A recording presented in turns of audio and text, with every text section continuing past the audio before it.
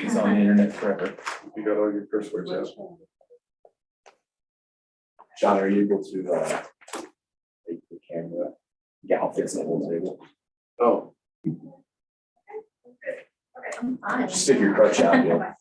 yeah. If you need- I'll fix it here. My gavel, yeah. Notary, right? Yeah. I'll just some paperwork for. Okay, sorry. This will be on in 2 seconds. Yeah. There's a pretty small. There's a digital version of that on the website too, so you can look at it more comfortably. Oh, in the plan. Yeah, there's some, Oh, these are comments. that's from the survey. I just saw the small font and figured it was accounting. Okay, and Lisa's online. Lisa, can you hear us? I can hear you guys. Cool. Turn that down just a little bit. Hi, Lisa. Hi, I'm sorry I'm not there today. Things just didn't work out schedule wise. Oh, you're here. Voice. Can you see okay too, Lisa? I can, yes. I just moving closer. I was like. All right, we're ready. Printed all the same stuff. Oh.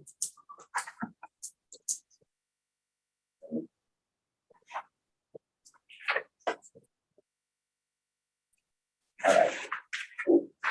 Are we ready to start? Do you want me to start? Or how do we? This staff update is number one, Okay, and we're in work session. and then housing. Okay, well, I've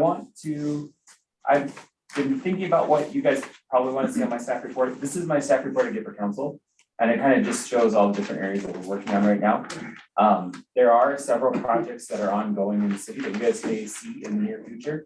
We have maybe 3 FTP applications that'll come before you before the end of the year, possibly one more, but none of them are submitted at this point. So we're going to continue to work with applicants until they have a formal submittal. We probably are going to have just related, but there's going to be a couple of variances that may be required that'll come to eventually as a part of an FTP too. So just to be aware of that. What are those on? There's a individual who wants to build a commercial garage on the east end, and it is a smaller lot, and with the East End Overlay District and the regular zoning regulations, there's a lot of there's some things that need to be done to make it all function. There's a house on the site that he wants to keep. Now, you know, there could be potential for conversations about, we just have to work through the project. So that's kind of what we're looking at. And I'm not 100% sure how many variances would be required or if they pass the variance board, but that's something that we're working on right now. On the housing project, I don't know how familiar you guys are on update wise on what we're doing there, but essentially there's a couple of different tasks that are happening. We're working with Clear Creek County and all the municipalities on this housing project. Basically, right now, what's happening is task 1, which is what we are calling our I Say Yes To campaign. So the whole project is called Clear Path Home. And we're trying to, with this engagement project, have people say what they say yes to, because a lot of times we hear people say no to affordable housing for XYZ reason. So we're talking about things that we say yes to in our community, like I say yes to being able to live where I work or things like that.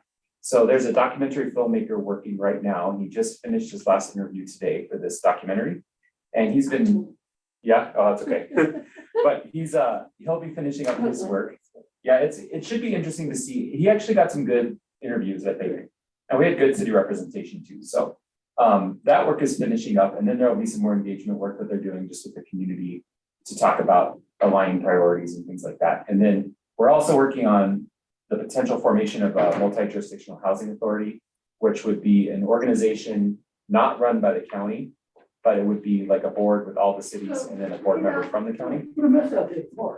Oh man, it's a busy day. So if that happens, it's kind of just being studied to see how the finances would work. But basically, the reason that would be good for us is because we'd have more of a say in everything that happens in the county. We'd be able to access more resources. And it would help us, we know housing is a regional issue. So it may not always be most appropriate to build in Idaho Springs. It may be better to build it somewhere else. So this would just give us an ability to do that. And then the last piece of that work that hasn't happened yet is looking at our land use code to find ways to expedite the provisioning and preservation of affordable housing resources. Could be things like seniors aging in place and giving them money to do that, or it could be building new houses or whatever. But what the state is really wanting is for us to adopt strategies that would help affordable housing be built quicker. So one of those things that is happening there is there's a thing called Proposition 123, which was approved, which came through voters last year. And basically what that does is it creates a housing fund in Colorado that's really significant. It's probably $1 billion over the next 20 years. And what we have to do is opt into Proposition 123 to participate. The problem is, and what you guys are going to be concerned with, is that we would have to create an expedited review process for real affordable housing. So any project where 50% of the homes are at, like, I want to say it's like 80% AMI, we have to be able to process applications for that in 90 days. And that's in general going forward. Right, and we have like three years before like there's really no, it's kind of a slap on the wrist situation, but staff has been a little bit worried about that just because it's so fast, and like if we have, if we have to have variances, that adds time. We have all our notifications and things, so we need to make sure that we have the capacity to meet that. But if council decides to go forward with that, we would probably be coming back to talk to you about how we might expedite that review process. And then again, it would only be for real deal affordable housing. Finally, on that downtown master plan, we got a $2.4 million raise grant earlier this summer, which is pretty big. That's to design not only downtown, but also the mobility hub potential that we've been talking about, which includes mass and rapid transit at exit 240. So that'd be Project Pegasus and bus staying. And then it would include a parking structure, and it would include infrastructure improvements on 13th to make traffic flow a little better. We know we all know there's some challenges with those stop signs over there. So this would maybe build a roundabout or something similar, some kind of traffic control, and then maybe pedestrian access across the river. And then we're also going to be applying for about probably like $6 million from a Reconnecting Communities grant, which is through the federal government as well, to build a pedestrian bridge across the highway so that you don't have to walk across the bridge at 240, because that's a little bit, it can be a little, at least feels scary when you walk across it just because of the traffic. So those are kind of what we're doing there. The downtown master plan, we had a community meeting recently with downtown businesses and residents. It was an open house. And that kind of presented some of the first ideas from the engineers about drainage and how the street might look in the future.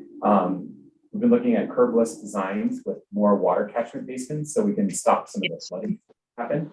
And there'd be more green space on Minor Street that could be used for snow storage, water storage, and it'd be, that's kind of the trend now, is to have catchment basins before they get to the river so you can settle out solids. Not salt, of course, but that's something that they're working on. And then finally, one thing that's not on here that just happened, CDOT is going to submit a 1041 permit to the city, and that will be coming before Planning Commission.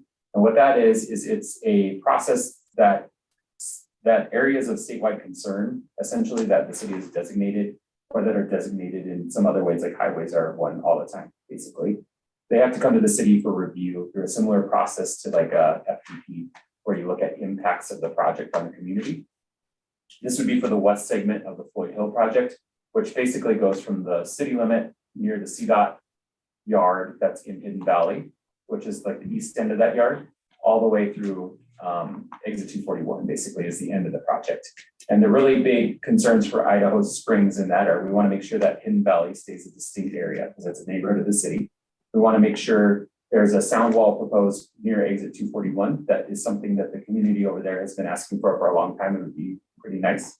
And then also there are some improvements near the exit where you go into the gas station and up the parkway if you're coming westbound. Like when you come off that exit, there's some improvements in that area that would formalize the property on the south side of the road there, which has been something we've been talking about for a long time. So overall, I think that it's a pretty straightforward project, and we can talk about that further once it gets here. But we'll have like you won't have a hearing about it. Only city council has a hearing, but you'll be able to provide recommendations to the council. And then the other stuff that's going on, if you guys have any questions about anything that happened in the city, I'm happy to answer. I've got one. Sure. A lot of the new Mobility Hub Place is talking about, bus staying and other services like that coming in. Bus staying is awesome. I love it, but it's relatively limited. Is this, this isn't y'all, so you may or may not even know, but the city, is the state planning on doing more bus staying, or are we banking off just the current bus staying? That's the plan. And so there's a document called the STIP, and that's the statewide infrastructure planning. It's like their strategic plan. And they are investing heavily in these transportation hubs Awesome. like this. And so one of the issues with bus staying is drivers. And it's the same issue we have all over town with where do people live and how do they live and how do we, there's a host of issues that go along with it. And so they're really investing in it. There's an article today in the Post about CDOT's challenges that they've had as they've implemented this. And then there's other ones like Project Pegasus is a smaller bus sized van. But one of the challenges with Pegasus is that it's difficult. Like if you have skis in a bag, it's not ideal because you have to carry the bag and then. So they're working on that right now. And I think that one other thing with our mobility hub that we're working on is we may be able to take a regional approach to transportation because the county's shortfall on transportation is limiting their ability to provide roundabout service, or maybe not limiting, but it could potentially. So we want to make sure that A, that roundabout can access this facility as well, and B, that we're helping to make sure that that continues in the future. So we'll have that regional aspect of transportation, and then hopefully it'll be well integrated into the CDOT thing. And then the final piece of that is DRCOG, which is our Regional Council of Governments, is a organization that advocates on our behalf and can do certain things at the federal level for funding that cities can't do. So they have been working on another transportation plan that includes us and how you commute and connect to Idaho Springs. And so there's been a lot of work, I guess, what I'm trying to say, but it's challenging. Yeah, I'm sure. There's a group called the I-70 Coalition. I don't know if you've heard of it. Okay, so we have representation there at the city, and I think a lot of the organizations around the county do as well.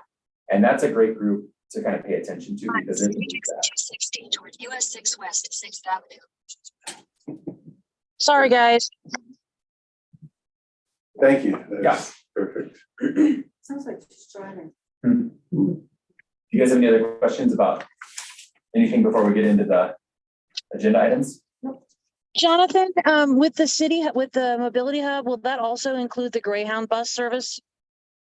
We are designing it so that the Greyhound bus service can move off of 13th and can go where Idaho is presently. So there would be like a turnaround that would accommodate a large bus there. And so the way that it's being envisioned is ideally what would happen, and this is still a little bit out, but the old bus depot, there's been some willingness to maybe move the old bus depot back, and it couldn't be in its original location, but it could be in close proximity to where it was. That originally was at where Come and Go is. So if the bus station, if that old bus depot was there, we could create a transit space where it could control maybe some of that usage a little bit better and keep it from bleeding all over the city every time it drops off.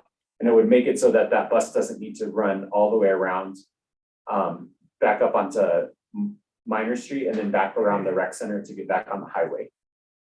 No, that would be good because I've been watching like the Greyhound bus and the Come and Go is already crazy as it is. And then you put the Greyhound bus there and 50 people come streaming off. Like it's really chaotic. Yeah, it's not ideal where it is now. And this would definitely move it.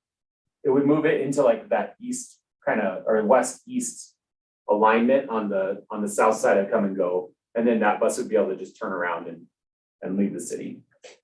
Okay, that's good. Okay, what are we doing first? The food truck or hotel? Let's do, is housing all right? Yeah. Okay. So we've been talking, you guys have been talking about this like quite a while, these housing issues. And I realized that at our last session, we did talk about a direction we want to go, but I think staff, we think we might need a little bit more direction on how we want to approach this. And the thing I think I want to say most about this is there are some very wicked problems here. And what I mean by that is there are problems with priorities that are equally important. Like we need to be able to provide adequate quality housing in our community, especially for people who may be working here temporarily. But at the same time, we need to make sure that there's no fire risks and that things are happening appropriately and there's some sort of quality consideration for dormitory style housing.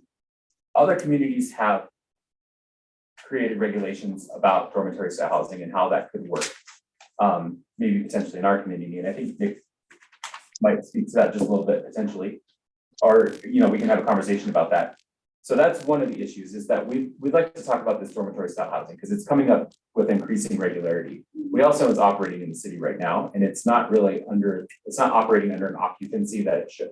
So we really need to think about whether or not we want to regulate this type of housing specifically. And then there's also people who have come up with proposals to say, let's do this again. One of the questions we have is what are the criteria for dormitory style housing? Would you have it have a common kitchen? Is that sufficient? Do you have a certain number of bathrooms, which is what some communities do? A certain number of square feet per person. Some communities do a certain amount of square feet per person and a certain amount of square feet per bed that's required. But there's a lot of different ways that could look. The smart hotels issue, I think, is a little bit easier. Basically, all it is an STR that's operating commercially. So in some ways, what we could do is it's like a non-contact hotel. I do think this is kind of like where a lot of that market may be headed, just due to the staffing costs and everything. I think that there may be a couple different options for that smart hotel idea. One could be just to combine it into our STR regulations and just say it's a commercial STR application, and you still have to have, you have to meet some of the requirements there. I don't know that we necessarily need a restriction on the number of these that would operate in the city, because these would be commercial properties potentially, and they wouldn't be taking housing away from somebody. Can't So you just add smart hotel to hotel motel as it is? that could be the other Because option. we have the verbiage in there that they have to have on-site management 24/7, where Yeah. you would take that out. And that lets that one happen. Right, and one other possibility, the same way, is we could just say you have to have management within, because the STR regulations says within 45 minutes. So you could do something similar that way, and then, Because No the problem. STR is a short-term rental. yeah, It's still not a hotel motel. And they want to operate still as a hotel motel. They just don't want to have somebody on site Right. 24-hour, because you can do it, the lock boxes, the keys, walk in, like a boutique motel and stuff like that. Wouldn't that be simplest? Well, it might be simplest, but it seems like to me, not having a person up front brings up new concerns. And so you might need its own section where you're not gonna have a person, you need to do these extra things. Right, I don't that's know what I mean, specifically, added they might into be. the existing. Oh, okay, as Yeah. opposed to, like, Yeah. option 2 is like simply remove the word on site, but option 3 is like trying to create its own sections. Is that right? potentially, we could have an ordinance that just, Nick, do you have any thoughts on like a preferred alternative of your perspective about how to handle like maybe criteria or?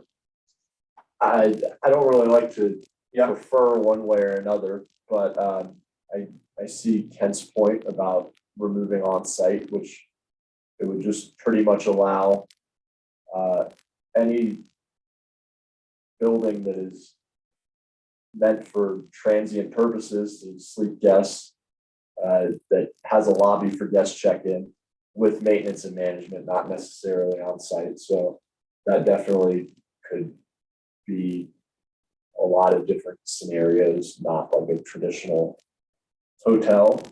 And I don't think the short-term rental idea that you had isn't out of the ordinary. I mean, you could be adding these smart hotels to fall under the short-term rental definition. So One thing I Or was site a to little it. worried about is, I don't want this to be a loophole to like allow more short-term rentals. Correct me if I'm wrong, but I think that the reason why we came to this kind of conversation the way it is right now is because of the issue about people living for longer term in these hotels, right? Well, the smart This hotel is is a separate. different category. I would put these in one staff report, and I maybe should have separated. Uh-huh. The smart hotel, we've been getting a lot of people who basically just want to operate a short-term rental in a commercial property, is essentially it. So Okay, an example is there was a building recently sold downtown. It's one-story building with glass storefront. And they wanted to put 4 suites in there that would act like they'd rent them like a short-term rental, but it would act like a hotel. So they would just not have staff, and you'd have like you get a code in the mail or Got something. Or on your phone, okay. So we're talking about that right now. We're not talking about the other issue. right? Okay. and I think the other option is obviously just adding a definition of smart hotel or whatever you want to term it. And just putting that into the code and then deciding what zone districts it's permitted to use. That's what I would lean towards. It seems like its own unique thing. It could be a short section, it doesn't have to be long. Wouldn't it have a lot of the same things as a hotel, like they're required to, we don't have the hotel code in here, do we? No, the hotel code is very limited. It's just a definition. And it says it needs to have. Or Jonathan or but- Nick, would this be something that is just for commercial buildings? Because I had the same thought that you did. I think it was Jonathan that said this, that it would be on for short-term rentals, and I don't want that. We have a definition for bed and breakfast as well, which can happen in residential. But that requires on-site, that requires somebody to live there. So the way I would see this is it needs to be in a commercial zone district, potentially, like at least Same into, as hotel motel, yeah. whatever that zone. And it's we're a smaller allowing that version in. of a hotel. Exactly, it's, Yeah, To me, it seems like a specific offshoot of a hotel permit. yeah, right. And we don't have any Okay. regulations for that. And that could be the other piece of this conversation is we don't regulate motels and hotels. You guys have talked about that, and I think that we know that there are some sticky issues there too in well, regulating. we do have some codes on it, because I remember us going through them, where it talks about you have to have the person on site.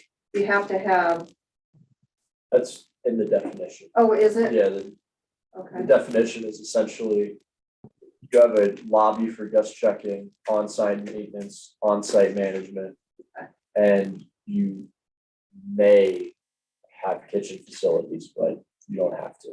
I see a version of this, because again, we're not talking about the long-term housing, we're talking about the smart hotel.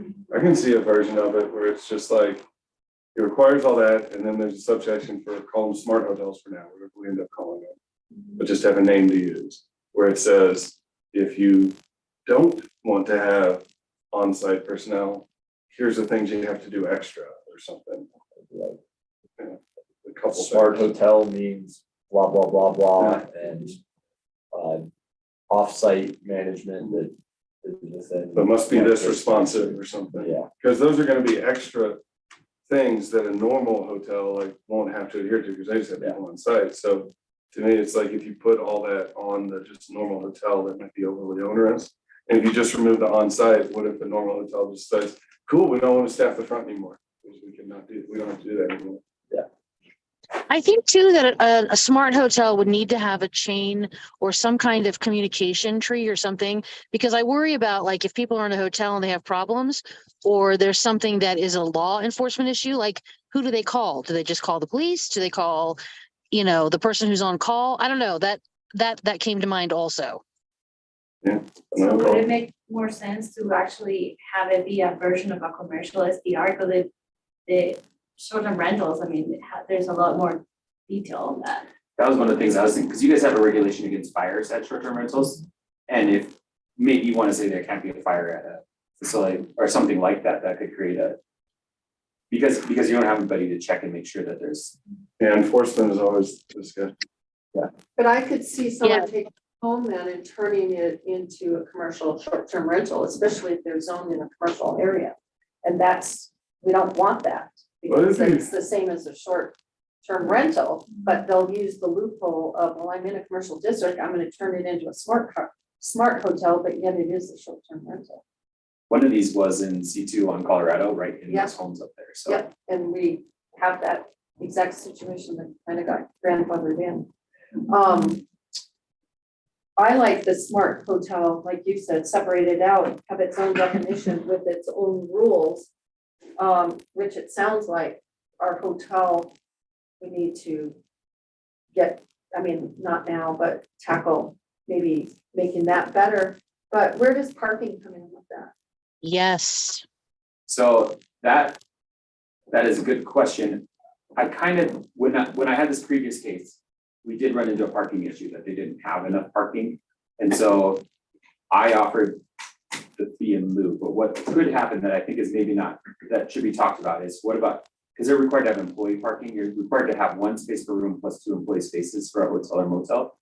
So if we take away the need to have employees, we may create a situation where if it's like a mixed use, you get that reduction that's in our code, which we also need to look at, because I don't think that's working exactly the way it was intended to.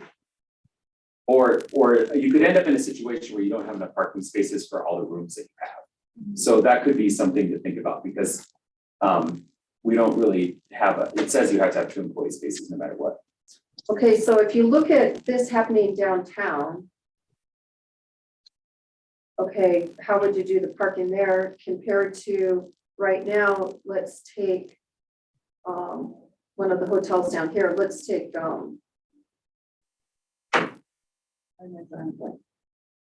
Uplet as an example. How many parking spots is a hotel motel required? 1 per room and then 2 for employees. Okay, And then there's ones for bed and breakfast and things like that too. I'm looking, bed and breakfast is basically the same thing, 2 spaces plus 1 per guest bedroom. And my perspective is, even if you backed off of parking requirements a ton, even if we said, you know, you really took the extreme position, the crazy extreme position, no parking requirements, whatever. It's up to them to figure it out. Well, we don't allow overnight parking anywhere downtown. And so they can't even use, like, they couldn't park back there, for instance, We have unless we change something. This is well and good to say we're gonna require Yeah. parking spots, but like, they can't magically create them downtown. we have our fee and- That lot should be overnight Yeah, parking. yeah, the blue thing. that's the thing, is the lodge is kind of like a gray area, like where the lodge parking used to be. Yeah. But the fee and lieu, that's what we intended with the fee and lieu, but the fee and lieu also, one thing that we might want to look at is that we don't really define hotel there. And I think that when we were talking about it, we thought hotel was very similar to a restaurant. But then there was an argument made, does a hotel actually generate the same number of traffic impact on the city as a restaurant? But when we looked into that, because we're trying to quantify that, you actually have, when you look at the length of stay at a hotel, it's not dissimilar from multiple trips to a restaurant. So really the use is like very similar to a restaurant. So that is the appropriate level for that. I think it's the employees, where the employees gonna park. The other thing is our code requires them to have a loading zone, the 35-foot loading zone, which is Oh, impossible, basically, for a hotel motel. And that's not necessarily related to this either, but Where do you have that in the code? That's what I mean. We do have some hotel motel code It's just like, in the definition also. no, it's like with the parking, like you look at the parking table, no, like it's not the loading of like, it's like if you look at the parking table, it just says Says hotel okay. motels, this is what you need. It And all doesn't this say it. discussion is like why it probably needs its own section. Yeah. And yet, Because it's a whole you have different to use tick case. all over.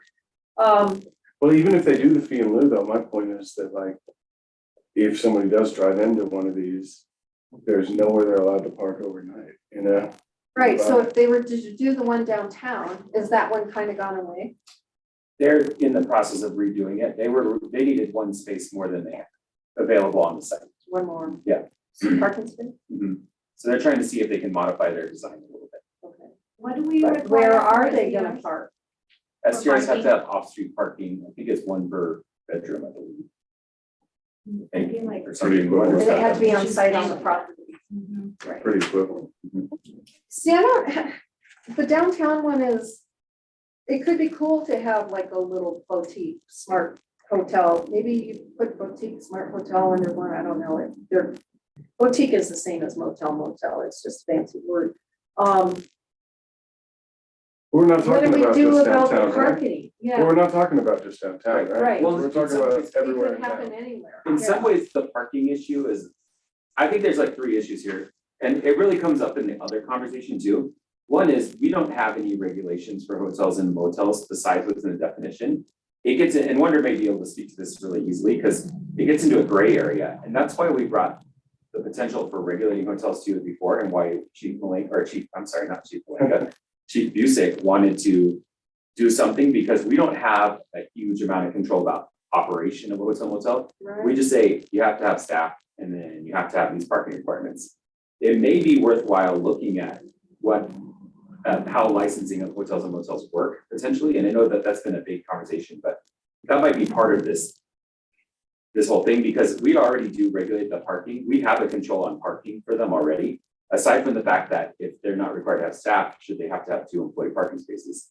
That would be the one difference maybe. Which would give them another parking spot. Yeah, maybe easier, maybe. maybe one, since they're required to have a person on call. Yeah. And are they that on call if there's nowhere to park and your water's overflowing and the guy can't park? Well, if they're coming at night. I mean, I don't know, I'm Hopefully. just throwing ideas out Yeah. there. Okay, so it sounds like come up with that section with its own definition. Smart hotels.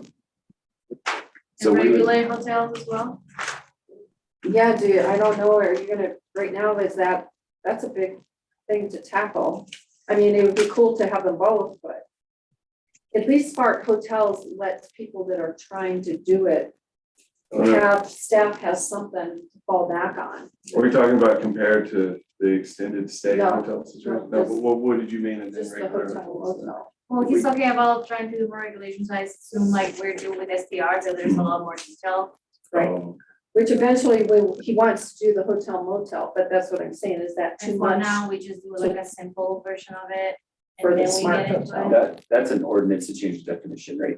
Or to add a definition. What it sounds like is integrate smart hotels into the code like any other use Yeah. is integrated. And Yeah, see how that works. you have a new use. Because right now, the issue for John is that if Yes. someone wanted to make a smart hotel, We can't. there's literally nothing there to process an application.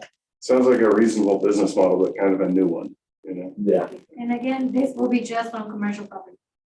I Yeah, think that's real, it sounds like that's really important to Right. everybody. That's how it is right now from. And how do you define commercial property? Because like you said, just being in a commercial zone doesn't mean you're commercial well, actually, property. so one thing that's Yes. interesting How about do you the code, define it? there, you are not allowed to have a resident. If you have a residential home in a C2 or C1 district, it's non-conforming. Oh, okay. So that creates a whole different situation because So you- you can only modify it so much. You can only do this.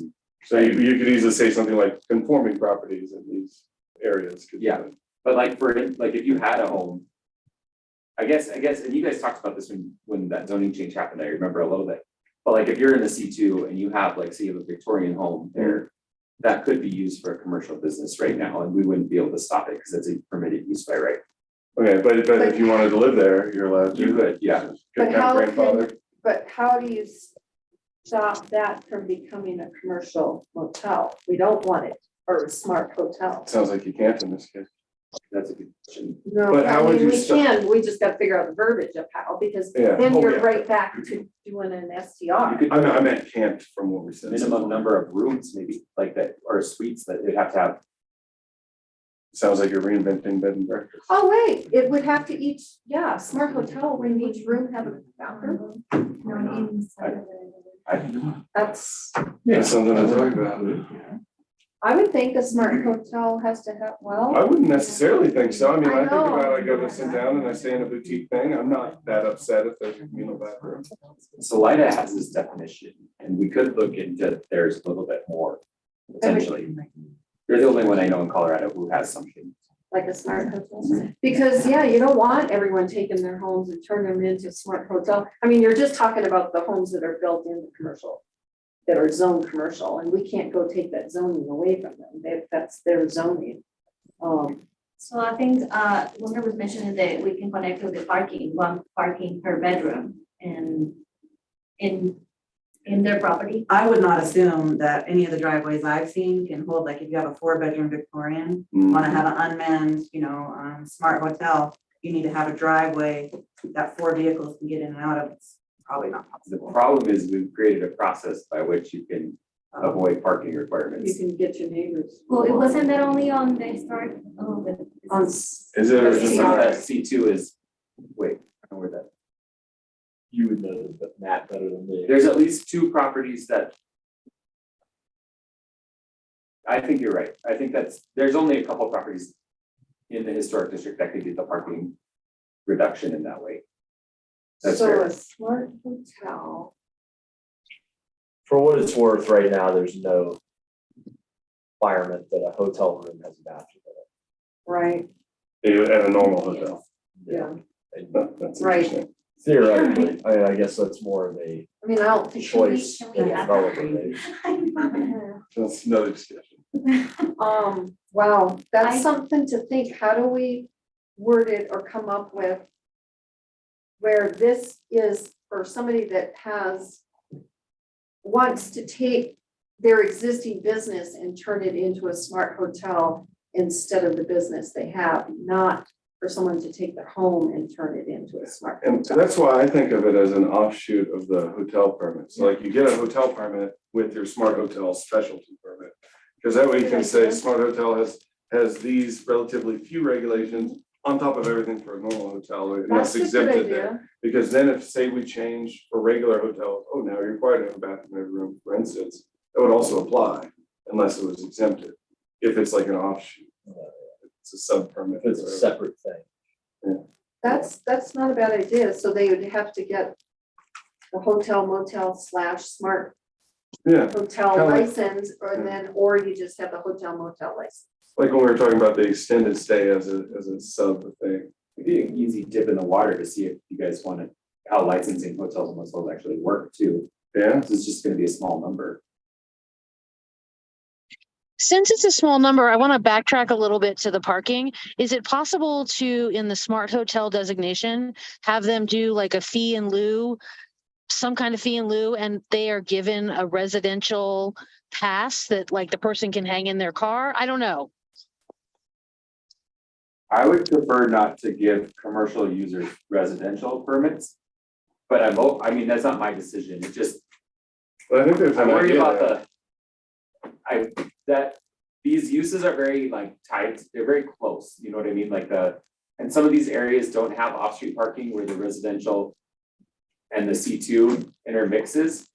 So I think if we could figure out a way to make sure that we maintain enough parking for residential, we could probably figure that out. I think it just goes back, it sounds like too, they have to have a parking spot per room, but you could take your 1-bedroom house in the commercial district then and say, got one parking now in the smart hotel, and it's actually an STR. Put a room limit, like a minimum room to be considered a hotel. A smart hotel. Yeah, and so that can't just be one. Right. Yeah, you That's a could, good question. it could be 3 plus, 3 Makes plus. sense. But even then, I mean, It Or we- couldn't, it couldn't be a short-term rental though, because it has to be someone's primary residence. Yeah, True, So you couldn't buy a Okay. house and then make it a smart it hotel. has to be Okay. residential. okay, Yeah. okay, so I think come up with the definition for it and its rules Okay, Yeah. Is it- and. and I think it's also a good question to ask, why are we worried about so many short-term rentals? And believe me, I'm with you, I just want to examine why. Well, we have a limit of linked to that. 15. Yeah, exactly, but why do we limit it at all? Because it can disturb the residential neighborhood it's in, right? Well, and everybody would do it. You can Well, make bank on Yeah, I it. mean, I hear what you're saying, I'm not disagreeing with you, I'm not arguing, I'm just saying like It it's takes good away to your examine. housing. And And just think of the logic of situation. yeah, but and if we're talking about houses in commercial zones, which are gonna be exceptions, maybe it's not as big of a deal. No, it is. Okay, Yeah. fair. I just don't It want to takes see away- it takes loopholes away your because there's housing. always going to be people that take advantage of loopholes. Yeah. Of course. That's what we're trying to not have. Perfect example is Crested View. Mhm. See what happened in that town. Mhm. All the people that work there have to move and go to Gunnison. Right. How many houses are there in Crested commercial View, zones? it's a fairly big Well, town. no, you can do a short-term rental. You don't have to be in a commercial. I'm not zone. talking about short-term rentals, I'm talking about smart hotels. How many, we're talking know. about, like, what if somebody with a house in a commercial zone made it into a smart hotel and they did just one person for the hotel for the whole house, so they basically got an extra short-term rental. So we're talking about houses in commercial zones. I mean, those are, I don't know, a lot, a little, I don't know, there's probably like 20. 20, That's a lot. and it's a lot, Yeah. but, you know. Could we, I I wouldn't think have thought that, many, but- if we are requesting one parking per bedroom in STRs, I think we should be requesting the same for smart hotels or hotels, whatever. And remember, we do already have regulations about parking that we can, that have been serving. And in this case, I think they did what they were intended on the development project that we had. And that doesn't mean it always will work that way, but I think I think that what I'm hearing a little bit is that maybe we need to have a conversation about licensing again. So we can have criteria for some of these impacts that may happen. So a smart hotel would have to have a minimum of 3, 4 Units, units, parking per unit. And has to get the appropriate license with whatever rules it includes, that there has to be an on-site person available within. How do we do that with the short-term It rental? says 45 minutes, and they're required to have life safety inspection annually, correct? Every 3 years. Every 3 years. Once they pass the first one, they're required to do one every 3 years. They are required to have a little pamphlet. This is no burning, this is you contact the trash, this is you call for PD. But do we all that require stuff. that for a hotel? So right now, we would keep it under the hotel motel, not under the short term, until we address the hotel motel whole section. Yeah, I don't think you would Right, license these, you would just make it a permitted use that okay, people can, so quit using the word license. yeah, and just, these are the standards. So that motel you're making. hotels don't get licenses? No. No, okay, not they're specific used in ones. business, They just okay, get a business license. okay. Interesting. Are you comfortable with that direction, Nick? Do we need to have any more conversation about? No, Okay, I'm gonna keep it simple for Yeah. what it is that Yeah. we're coming back with here, because I don't wanna get too crazy, and let's just see how it is, simple and just. And that way, at least Don't you borrow trouble. guys, when somebody comes in, now there is that category for it. Do you guys like the minimum of 3 or 4? I think. 3 makes fine. sense. Because you I said say the one three. was gonna do 4, but yeah, the one that I was talking to had, well, there's 2. There's one that had 4 and one that had 9. okay, But I think you'd be somewhere between that 4 to 20. I think there would, if you had something like Argo that has a lot of rooms, I don't think this would be the right model. What locations were those places talking about approximately, if you can't share actual Around- addresses? Around 15th in Colorado. Oh, okay, cool, interesting. What I was going with my comment earlier is that, if we're worried about the fee in lieu fee thing, would it be a option to have also, another angle there, like, for example, depending on location, like if it's around an area with a lot of parking, maybe we are willing to accept that, and if not, then that's not an option at all?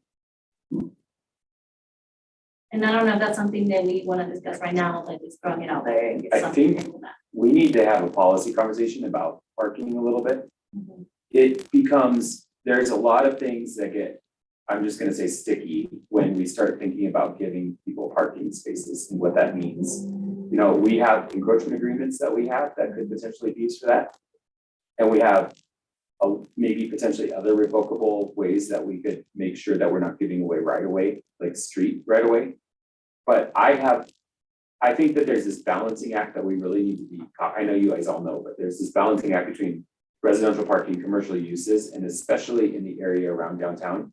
It is so intense for some people that I think we just need to really be careful about keeping residents.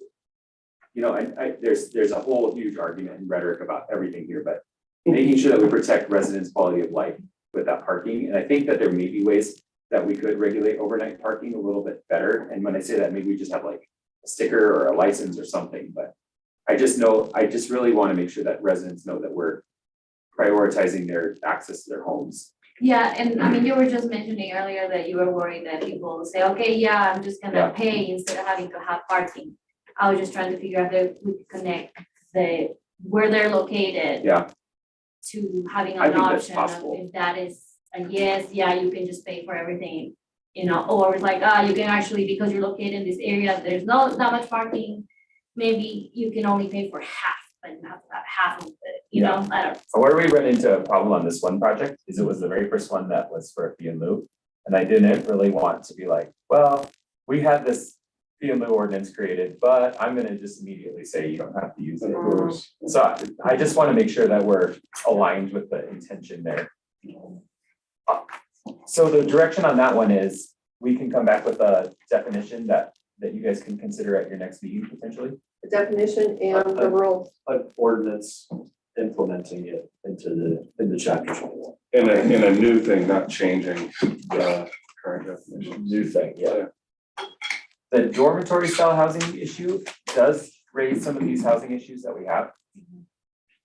There's been, I think this is a bigger one too, and this gets to some of the same questions that we had, especially about parking. Also fire code, like how many people are appropriate to put in a bedroom? Is 5 too many people to put in a bedroom? Is there a square footage requirement? Is there a bathroom requirement, common space requirement, parking especially? One of the models that was proposed to me had like 45 beds and like, I want to say like 25 parking spaces. And he intended this for people who are here on a work visa, potentially who may not have a car and who may be relying on other transit opportunities. I think that's valid to consider. But one of my concerns, and these are things that have been expressed to me too, is just these issues with fire and building code. If you have an existing use that is already under a motel hotel occupancy under the building code, this is something different, and this may require them to go through a whole code analysis, which is very expensive on a property. I mean, that can be not a good, it could be difficult for a property owner. And a new property might be a little different, but like, do you have to sprinkle a property like that? Like, what are the requirements that we have? And I will be honest with you, I've looked into this a little bit, and there are, you know, we're in a different situation than a lot of people who do this. Like a dormitory style housing in Boulder or someplace like that looks very different than it does in our community. It's for students. This is still like a situation where a lot of these operations have said something like, I want to operate like a motel in the summertime, and then I want to be long-term housing in the wintertime.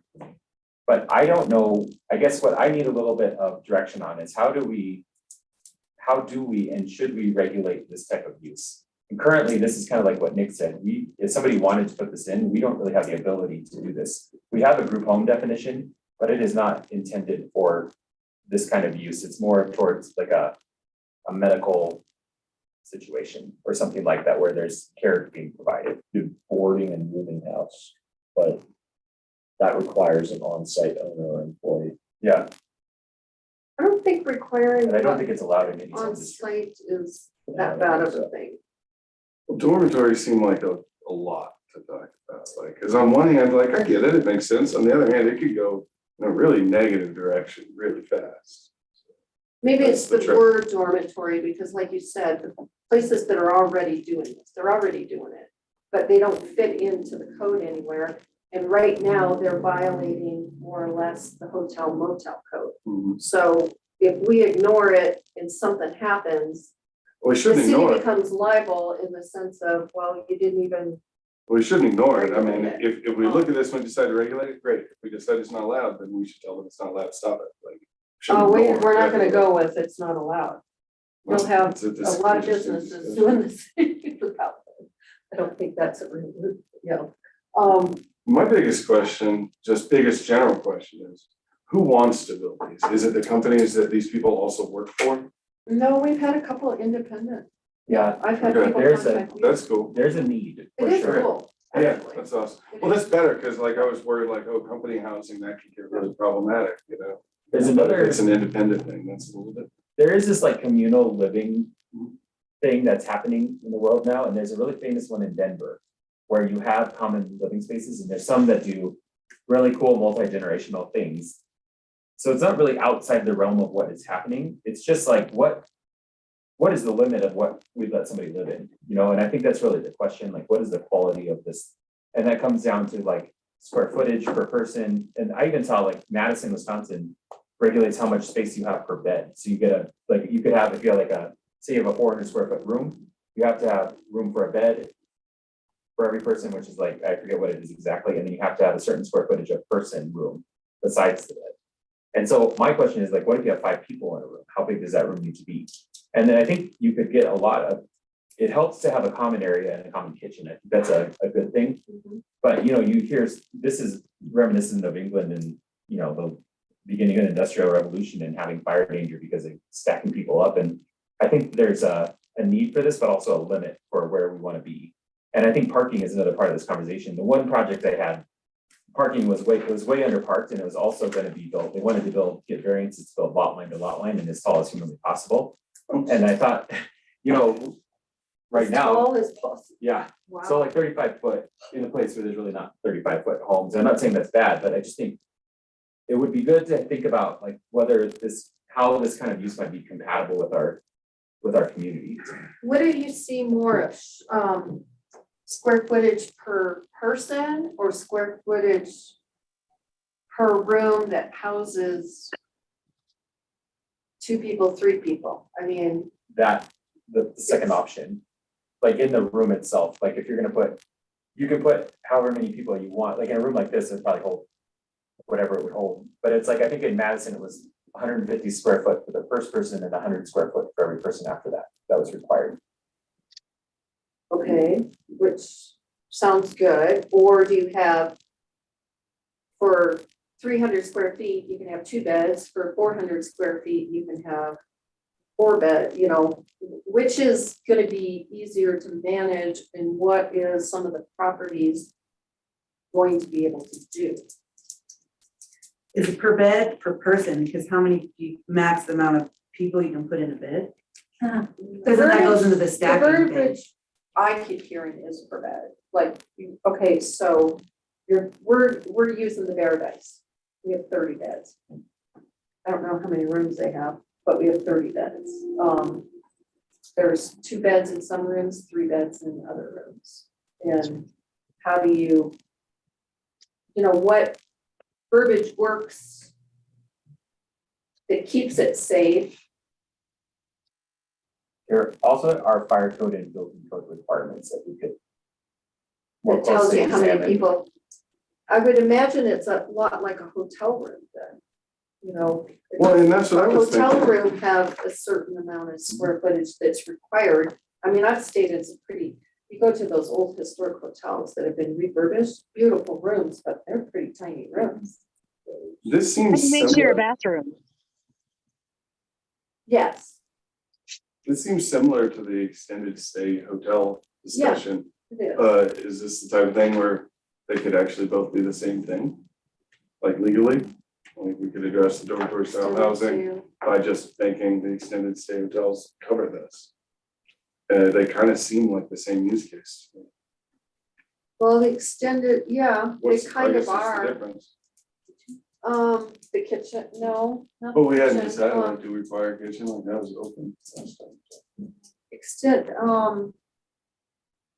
don't know, is extended stay for 30 days, 60 days? You might want to think about, do you want? You're probably gonna, it could be possible, but if you have the option to run either way, you might just have bunk beds. Because you're gonna make more money that way. So you And, might want to preserve having rooms as well, potentially. In Well, I mean- Europe, there's a lot of like hotels where you can either rent a room by yourself, or you can rent a room With with a bathroom. multiple Yeah. others. And a few of those that I've seen are kind of like cubicles, kind of like bunk beds, but like ish, Separate. private-ish. And I mean, I thought that was very interesting. So I don't know, like I think definitely we'll have to figure out bed per bed, not per person, Were you talking about a, depending on the size, I guess. So per bed. So do you think square footage per bed or square footage? This square footage allows 1 bed, this square footage 2 bed, this square footage 3 beds. But, okay, so then you get into the room that square footage that might have a living area, like your TV and stuff. So I guess that doesn't matter, it'd be the square footage of the whole thing, if you wanted to put 10 beds in there, as long as you met the requirements of that much square footage per bed. Room occupancy, like Room occupancy, that's another word, wow, do hotel motels have room occupants? They do, don't they? What do you mean? How many people you can put in a room? It'd be like a fire code Yeah, issue under the meeting code or something. So it's one way or another. And another way to, in my opinion, you could just make this boarding and rooming house definition that is in the code, but nowhere else. You could just slot that as a permitted use because it's basically this housing style, a building other than a hotel where lodging for 5 or more persons are served for compensation. Meals may or may not be provided, but there is a common kitchen facility. No meals are provided to outside guests. Boarding and rooming houses have at least one on-site owner or employee. Well, you're pretty close. Fire codes don't apply, so we could still talk about The occupancy. places I know, they do have. One of them might not have an onsite. I mean, this is a hostel, right? That's what we're talking about, right? Basically. What definition is that? Is that one This we is already boarding have? and rooming house, and it's a definition, but it appears nowhere else in the code. So this would be, We just have to put it in its own district. you could. It would be pretty similar to the smart hotel implementation because you would just put it into the allowed uses That makes matrix. sense. Does that let somebody come in and want to build one? That's the In other that question zone. about this in residential, like. Cause there's the existing use here and there's the kind of the hotel version of this, and then there's the actual housing version of this. Right, there's different versions, because like you said, we don't, what we have doesn't look like what you see when you go to other places, because they're taking old motels and converting them into the dormitory style living. Isn't there another word than dormitory style living? Boarding house? That's what we've got That's boarding and what rooming Or house. but hostel? Boarding and, But a hostel, like, What to it's me, called. implies short-term stay. Yeah. A hostel is a type of hotel, a dormitory or a boarding house. is a Boarding type and of rooming house, house. right?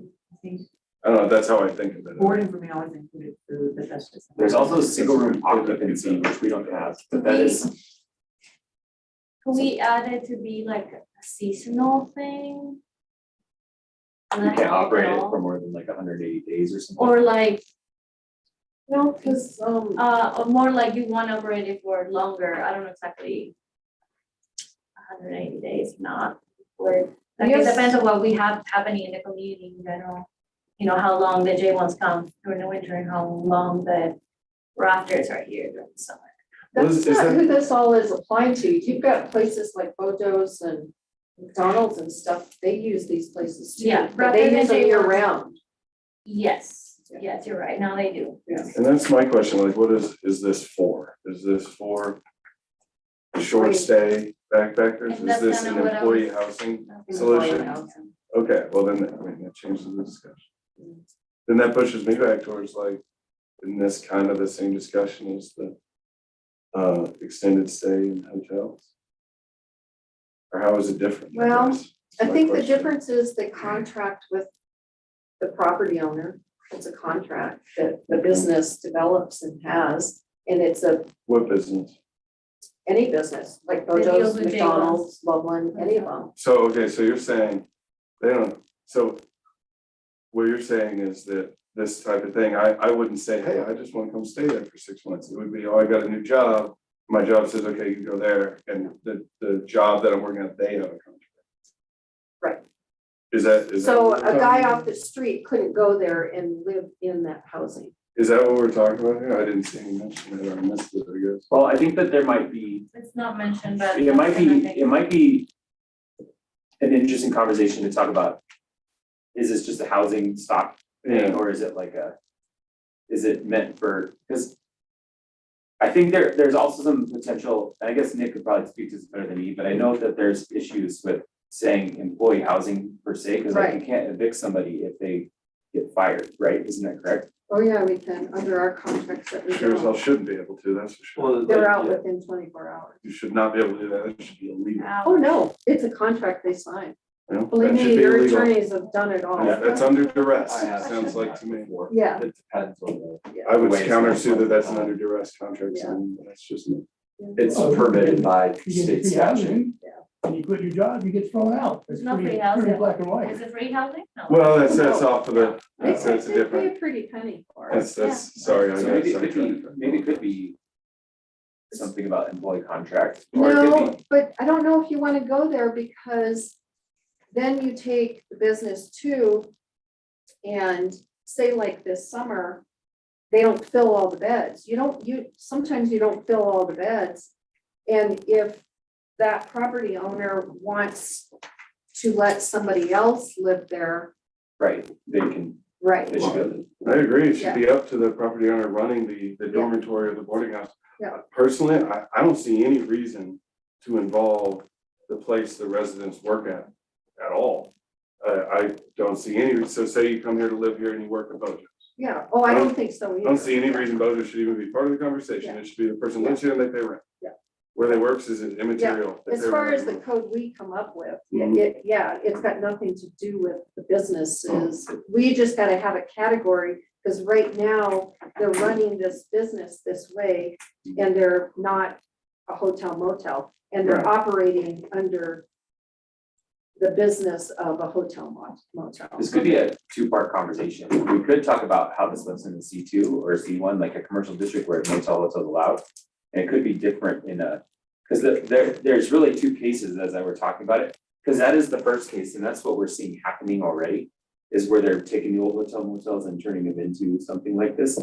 But there's also this other case where people are wanting to build this as a housing type, like permanent housing type. Mhm. And so I think, I'm not sure if there's two different. If you want to treat that differently, like if it's in a residential zone versus in a commercial zone, but it might be a factor. I think it has to be still in a commercial if they're gonna buy a property and build it, because if you live in a residential, you don't want, Well, it say you don't want depends. it. Well, it depends. How is this different than very an apartment transient. building in that perspective? Everybody would be, I don't want it in my backyard. I don't want that dorm style living in my, No, some people don't want apartment buildings in the backyard, but we allow it. depends on what it's zoned. Jonathan, did you have a, I'm sorry to interrupt, did you have a specific project that came to you with this dormitory style idea? Yes, so there's a couple that are currently operating in this gray area right now that we do need to come up with we need to talk about like that commercial use and how that would look. But I also have received proposals for the same thing on a more residential scale, if that makes sense. Would the residential scale, would that fall under, even though it's a dormitory, would that fall under apartment rules? Because we allow apartments in a residential area. You know, would that fall under the rules that we already have established for apartments? The apartment rules, No, because they're operating as, Yeah. well, it's It business. seems like there's two Well- use cases here. It seems like there's two different versions of this, right? yes, Yeah. and apartments have size requirements, because we have a minimum size requirement per unit. And that's where this is a little bit different, is because, and that's where I think building code becomes important, because we need to make sure that we're aligned with what building code says, square footage per person. Okay, So it sounds like the boarding, rooming, we already have. So the business license has to be a business license for boarding or rooming, unless we come up with another term. It's a section of its own, and these are the conditions in its, do you want to say short-term, seasonal rental units by the bed, something like that, to the effect, with a common kitchen area. You know, that square footage per unit based on how many beds, and which you'd have to research. Like you said, does the building code or fire code dictate that to us? If you did something like that, it would deal with the immediate Right. right now, and then we could tackle the residential use. Yep. And that way, then those properties doing it needs to come to the city and get their thing changed from a hotel motel to this other Yeah. definition, where then we know who's doing it that way and who's not. I mean, right now, we know it just by word of mouth. We don't know for sure. And that might trigger code analysis, right? Well, yeah, at least, you know, like, would there be more things like, should this be inspected? Once, like at the beginning, to Yes. make this change? Is a hotel motel inspected? Well, no, but this is a new thing, so that's what I mean, you guys can Oh. create new stuff, just like, you know, STR is like, okay, so what do we wanna make sure that your rooms have this many square foot per bed, that your kitchen's functioning and to code, you know, things like that, There's nothing so. wrong with requiring that. I don't Right, think. so there just might be more, and that would be like not necessarily in the definition, but more as like a process to get that type of licensure. Mhm. Not who licensed. does our inspection now for hotels, like when they get their initial business license? Do we do that at all? We haven't had a new hotel in Idaho Springs since, I don't even know, so I can't answer that. We are having, It's probably through their building permit. the club will be coming online, and there may be one or two more potentially, so. And with Probably all the these different builder, things. the there's, you know, building inspector, say, whatever. Well, you have to get their CO, that had to have Yeah, happened. so they go through inspection. Yeah. Yeah, but you know, so We could- isn't the most reliable. We could research People for us to wonder if trust. that's a change of occupancy. Because I don't know if it is to go to boarding house or from a hotel motel. I don't know either. So But we from going from nothing to it certainly is. We want it to, Well, for the ones that are already doing it, they're Oh, I doing see. it illegally. Well, so there, so it's nothing right now. right, well, their occupancy is hotel motel. Yeah. And that's their Oh, licensure, okay. or not licensure, but that's how their business license is with the city. Oh, I see. So this would be changing their use. use, which might potentially change their occupancy. Interesting. But it may not, because I don't know if that's distinction in code. So the version that we're talking about now is the commercial version, not a residential area version. And is this version coming with like a maximum stay length, or is this meant to be more of housing? Is this like, I'm backpacking through and I want to stay in this cheap hostel hotel? Or is this, I have a job and I need housing, It's up so I'm to the staying there? property owner, I guess. I don't think, Nick, there's a distinction made between length of time you stay in that definition. There's nothing about. So you could potentially have flexibility. So basically, the way I read it is, we will have people living here long-term with no plans on moving. If we allow it like that, it will happen. Well, let's just say, if this helps, one of the places we use, it's under contract, Who's the and one? they can't allow anybody else to stay there. It's all designated just for our employees. Well, and that's really not going to. So they're the point. not I gonna- apologize that I Well, they're didn't- not gonna get that person that wants to walk in, and they just say, no, we don't have anything available. It would look like no vacancy because they. That's fine, and I apologize, that's not really what I mean, that was my bad. I'm more worried about that, like, we're kind of talking about it like a hotel and minimum requirements, but we're going to have people living there long term. 6 months, a year, that's long term. Well, this does, in a way, this does bring the circle back to, do you want to regulate hotel and hotels? And have a licensing scheme that would allow you to control a little more about what's happening at those places where we know there are Yes. some bad things happening. And to me, I think that if we're not careful, what we're creating is just more space for those bad things that you're talking about. Because this really reads to me is that like, it's not that I'm worried about people coming in quickly, but it sounds to me like that will absolutely not be what's happening. Mostly it'll be people living there longer term. And so if we kind of talk about it in the style of a hostel and the requirements needed for a hostel, but it turns out most people are living there 6 months or more. Let's just say if you have a It's party or permanent you're housing. underage and you have alcohol, Mhm. you're kicked out. Well, There's so many rules that, it's really neither here nor there to what I was talking about. No, the guys are like, you can't have beer? That's not very generalized. So. Did you live? Does that bring us back to the conversation about how do we look at hotels that are doing long-term stays? Because I think that is something that we have to look at as it's a reality here. I don't think there's necessarily anything wrong with us thinking about some regulations with that. No. I think you're What right, we're these two trying to issues do. seem, And could a related. hotel have the option to, for example, half of it be like regular hotel where people just comes and goes? And the other half is like for longer term for Well, this kind of that's- situation? I think We yeah. do have one that does. I think under the boarding With house couple. definition, and I guess that's a big question too, but it seems to provide that flexibility potentially. Okay, so they could apply specifically for this option, so they are doing things right. Okay, but then what about the one that wants to do both? Because they do both also. Two Yeah, out of and the that, three so, that I'm and that, talking about do yeah, both. that's what I was going like, so they will have, if they wanna do both, they have to get a permit. Or. They have to be occupancy boarding house. But it doesn't have to be the whole thing, it could just be for half of, if they don't wanna do it for the whole hotel.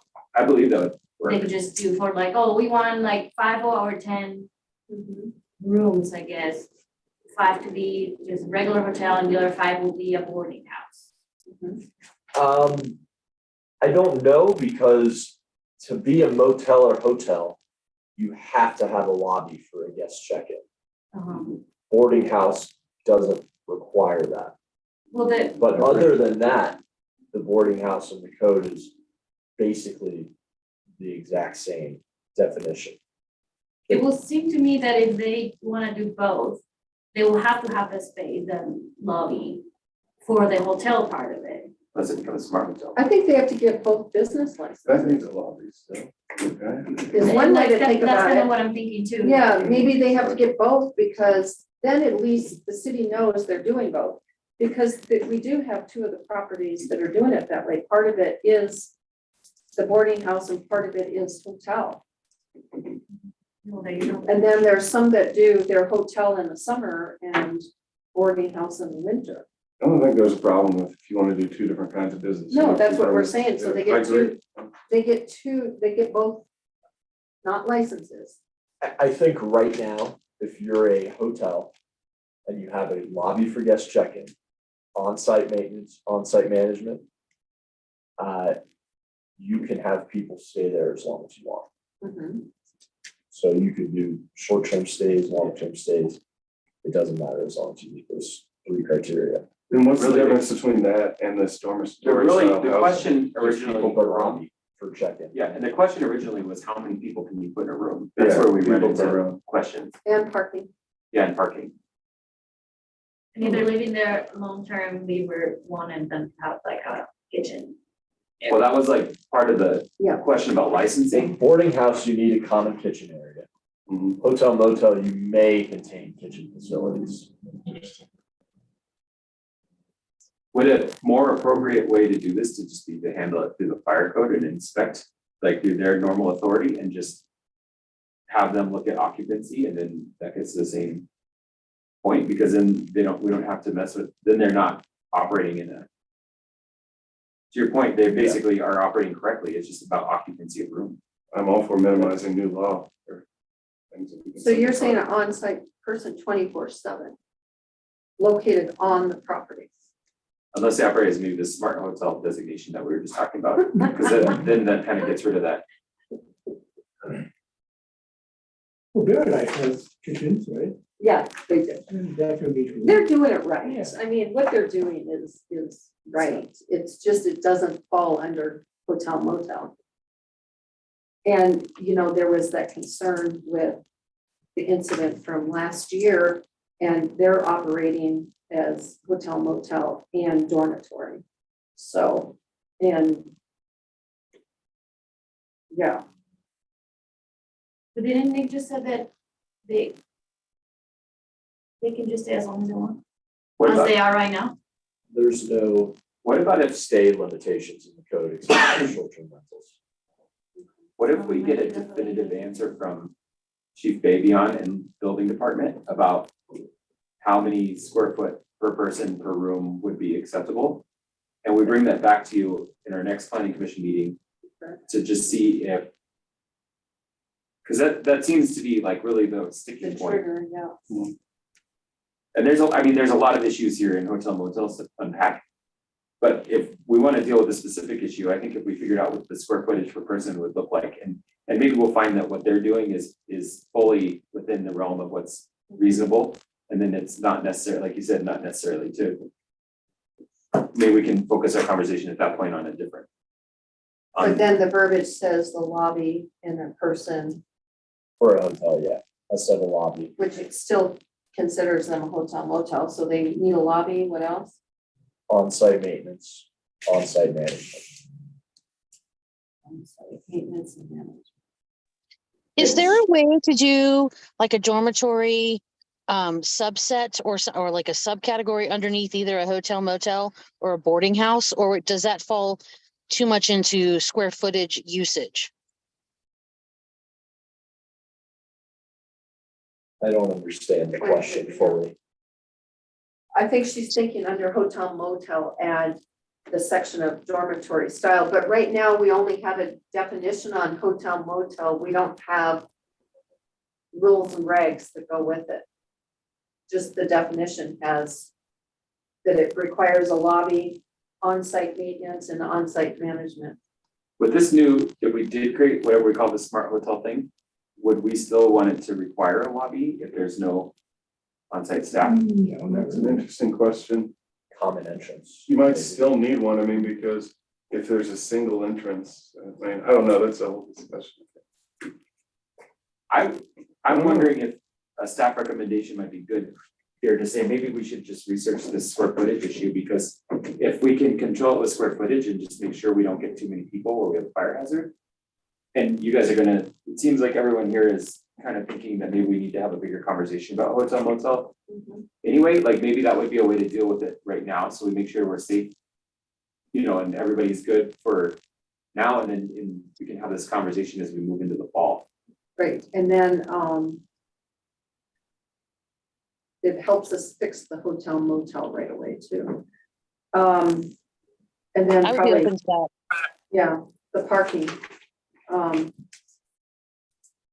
I know with this type of use, parking, there's less cars than you think. So I don't know how that would fall into that one. Oh, it's one spot per room. So, no, is that what you said? Yeah. One parking spot per room? Some people also regulate the number of toilets per person. That's the other. So like if you have like 8 people in a room with one toilet, that might be. No, that will be bad. That's my name. We had a house in town, they put 11 people in with one bath. And the guys that come to work and it would be just shit show. Well, is that okay with you, Nick, if we do a little bit more research and then bring back a? It sounds like ordinance on the smart hotels, but come back and rediscuss the dormitory.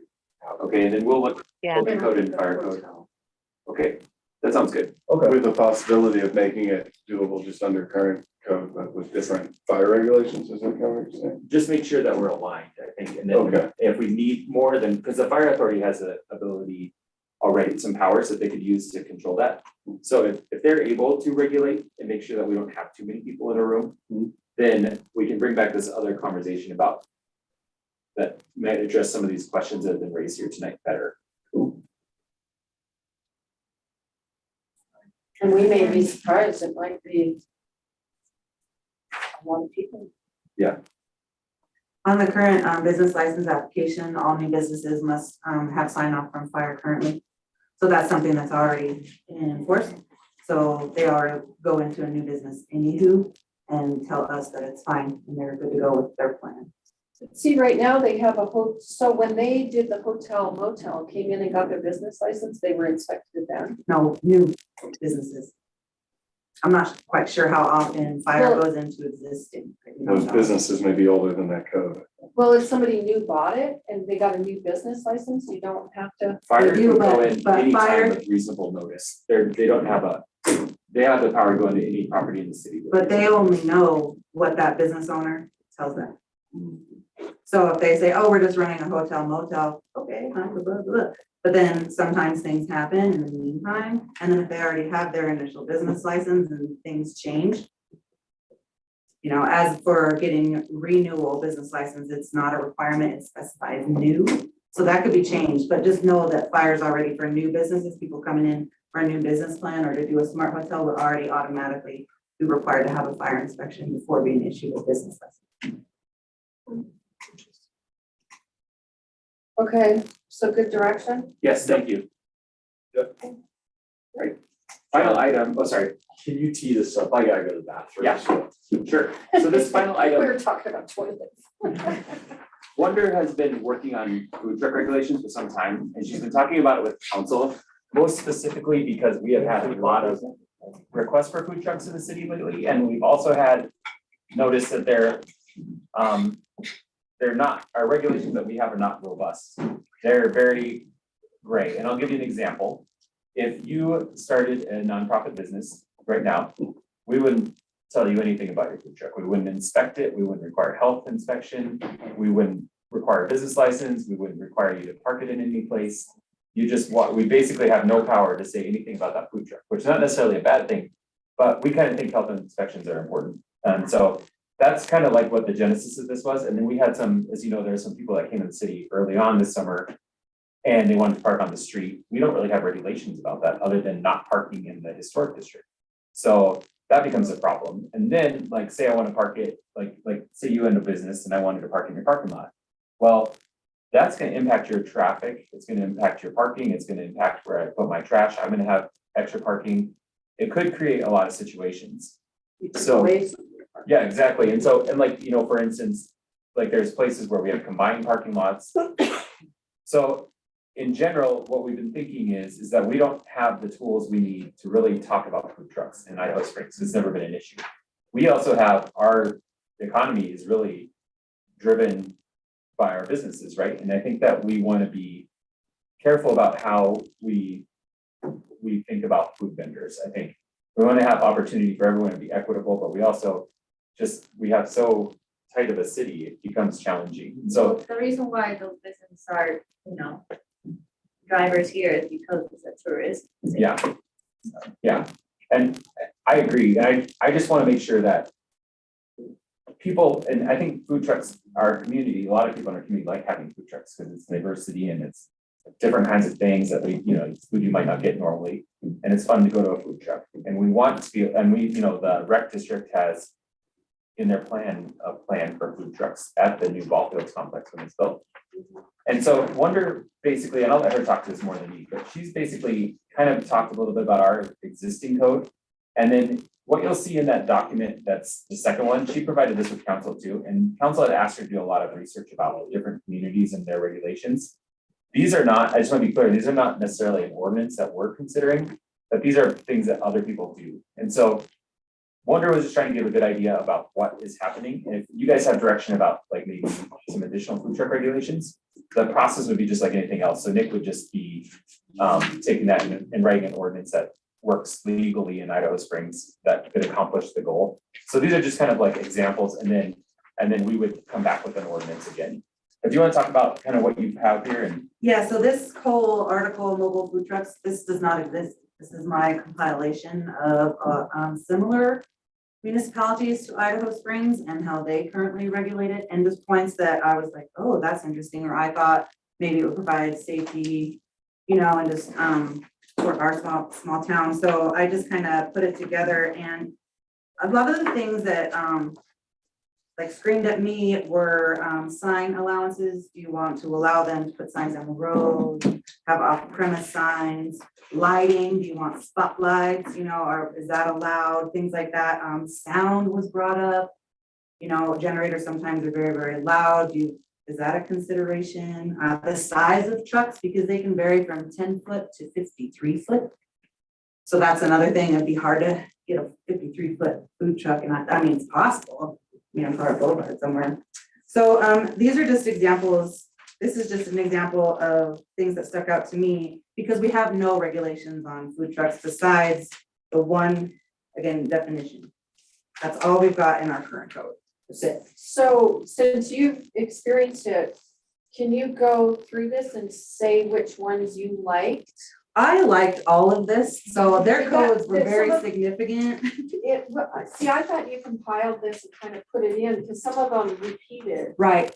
Yeah, and I just Okay. thought maybe the wording of some, like, oh, that sounds good, or that, so things like that. And I tried to organize it. I tried to organize it.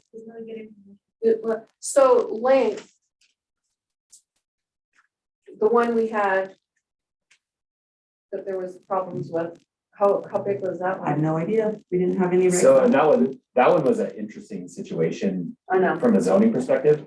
So what had happened is that food truck was operating at the old Hill Daddy's basically. And that porch at Hill Daddy's is an encroachment area with the city. The city owns all of that, or almost all of that. So the previous owner had an encroachment agreement, which anyone can enter into for free with the city. There's no limitation on that. And that's how that patio came to be. Well, when that building got sold, the new owner never entered the same encroachment agreement. So when that food truck operator put that truck inside of the encroachment area, we had to say that it's not okay because of fire code, because fire authority said you can't have it that close to the building and there's not access around the truck and all these things. He was gonna be an operator. Yeah, and that was the plan. And so we were trying to say, you just have to move it in the parking lot where it's okay. And that seemed to be infeasible for that owner of that vehicle. But that's the kind of issue that's been happening. There's a new food truck operating at the Hot Springs too. And when these things happen, we just like to make sure that if we need to regulate them, we can. One other thing that's come up is like, should we give food trucks the ability to operate for free on city parking unlimited? Because that's kind of what happened with that barbecue truck at the beginning is we don't have a way to say no, like you can't. Put them on street parking. Yeah. Because it takes parking. Right, and that's kind of what our concern was, but we don't have an ability to. So we control need, that. right, An Um, exception to that.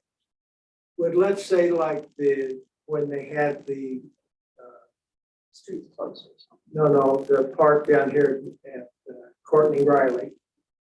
You could put, say, 3 trucks in that parking lot. And if they had like they did with the river cleanup, Oh, right, before the event. yeah, Temporary. yeah, but that would still be using That would be cool. public park, which Right. you should be Didn't you, able to do. you found some that limited, that you did find limitations on like the time of occupancy, right? Or, Oh, yeah, a limit, and requirement to operate also, that if you don't operate at least one day within a 30-day period, that you don't have a license I anymore. like that. So Just to people can't allow buy more it up. trucks to come in, and also for maybe some regulations are, one owner can only have one license for a truck in one town. So you can't have 4 of your trucks in one town, Can't buy them all up. right? Yeah. So just, a lot of interesting things that I'd never even. we also had one that tried to get licensure for 2 places so they could move their truck. Correct. Well, and that's the trick. There's 2 real different versions of food trucks. And if you haven't, if you haven't like worked with food trucks, or I ran one for a while, if you haven't done this, it's easy to forget about. There's 2 real big different use cases of food trucks. There's the version where it's mostly stationary, and it's like, we can't build a kitchen in this old building, so having a food truck that's just always parked out back is a way for us to offer food. And then there's the complete opposite version, where it's the truck that drives around, is in a different place every day, check their Twitter to see where we're at on each day of the week. And me, a business owner that has food trucks, I'll have the schedule on this week, here's the food trucks on the different days. They're 2 very different use cases. We have recently had a request for the first version that you mentioned. Yeah, it sounds to me like we're mostly talking about the mostly stationary ones. And in it said like you'll need a different permit and site drawing for each place you park your truck. Right. That very much leans it towards the probably. Well, that was just a regulation that I found, and that Right. just, shows, well, if you said you're gonna be here, but then you moved over here from Right. a previous, experience also, like you were licensed this spot, but then you moved it.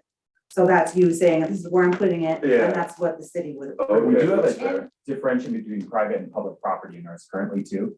Like whether you have to get a vendor's license or a vendor's license business license. Interesting. And that's something, that's the private property version is where I was a little bit concerned about parking and access and all the things that we would require of any business in that situation, because a lot of our parking areas are small and barely meet the parking requirements of the business. One of my first thoughts when reading this was that would we want to be the ones deciding where we would like the trucks to be? Or will we just, and I mean, it seemed this one like it was more open to like, okay, you tell me where you want to be and we'll. see Check it if for safety we- for egress, enter, exits, Mhm. there's enough space around you and stuff like that. That's what But I, it's gonna, yeah, but it's like, I mean, we wanna decide, we're like, well, we think that, because we have mostly restaurants here, maybe we wanna make sure that the food trucks are around that area, or maybe completely different, opposite, and be like, we actually will prefer to have, if we're gonna allow food trucks to be here, we would prefer for them to be all together a little farther, a couple blocks away, or or you just like, come tell me where you think you wanna be. And we are fine with having food trucks, whatever, all over town, which I'm not trying to say I prefer one or the other, but I think that's something that you wanna decide on. right now, vendors are not allowed on, in residential zones. It's not allowed if a food truck vendor, right now, they're considered vendors per code. If they want to operate anywhere in the HD, city council approval is required. Okay. So that would be like the area for me, for all the restaurants. So then that would be But a not separate including the process. parking lots right now. Right. Right, and for like, Parking lots are not. what Chuck was asking if it's like for the water thing, like you were talking about, that would be part of their special use permit, that they might be designating a space for doing 3 food trucks. And special events are different. Yeah, that's different. Exactly, so Yeah. that would be covered. Realistically, though, when you think about it, where the heck can anybody put a food truck? I mean, unless it's on private property, but then you take away the parking. I mean, what business has big enough private parking? Put a food truck on They want to be on the street on the east end. It's where they really want to be. down here? Yeah. Okay, oh, on the parking spots that are city parking spots. And there's a question to ask, and it's easy to say, oh, well, that takes up parking. How much sales tax revenue does it generate compared to the revenue of somebody parking there all day? Or it being half occupied or whatever occupancy rate that spot would be at. You know, I've also seen versions of this where you have a set number of designated food truck spots around the town. Can even be marked on the ground. And I don't know, there's 3 or 4 or 5 of them. There's some schedule somewhere of who has it which days. That would work for us, That I would think. work, That would be easier That'd be for you. really cool. That's kind of a. I like that idea. Or city property, and you guys are like, well, I will use it. But then you're using public. Well, if You know, we're it's getting people's. used out of it if it's generating sales Yeah, tax do revenue. people, will that upset? It's similar to what we do in the downtown. And it would, one thing from my perspective, we give encroachment areas to the restaurants downtown to have outdoor dining in the marketplace. True. So this would potentially, we do, there's one, what I'm thinking of is we did have a younger couple who want to start a new food business in Meadow Springs that don't have this, there's just no space to start a business like that. So this would potentially give some community benefit to be able to start a business potentially in the same way that we do for downtown. So we already have that kind of precedent. And I've talked to a few restaurant owners about food trucks and what they think about it, and the general vibe that I've got is they're not against it as long as they're not parked like right in front of their restaurant. Well, oh, sorry. So I think looking for designated spots, 3 or 4 spots is a good direction to go. It sounds like it's all on the east end. Would you see anything over by the Elks? Well, think of that. What if the Elks wanted to let a food truck park in their parking lot? Right. We want to include that also, Yeah, it's private lot. right? Well, that'd Same be with like separate, the yeah. Arco. Right. Because, but does that take up parking? No, because it's just the mill at this time. They need vendor and business on private, or is it the opposite? Just business. Just business Vendor on private? license is not for. I would, if it's on private property, that might be where you have a conversation about parking and site plan potentially. And maybe they could designate a spot, maybe that's a business or property owner thing where they designate where they would be. And then their license, or like, maybe that's the wrong word, but they would be certified to have a certain number of trucks. Like you couldn't have 12 trucks at. Well, I think a food truck has to have a business license. So let's get away from the vendor thing. They just have to have a business license. So the one by Hill Daddy's, the old restaurant, that would have worked if he would have been in the parking lot, Yeah, but he didn't want to do the truck. right. Baked potatoes. And then the one across the street by Allied, there was a food truck for a while. Remember that one, Carpenter's Food Truck or something? They had really good burgers. I went there one time. And then wasn't there a white one? Wasn't there a Yeah, white one. one? We're all hungry. Yeah, you're right. So does that one have to move or just move by itself? So I think it went by itself. So it sounds like look for 3 or 4, and then as far as this, I think put it together. Everyone, from the experience of what you've seen, I think the length of it, I think the one I'm thinking of, I can't imagine one being any bigger than that. Maybe that's the size, but no one knows what the City size parking is. spaces are like 18.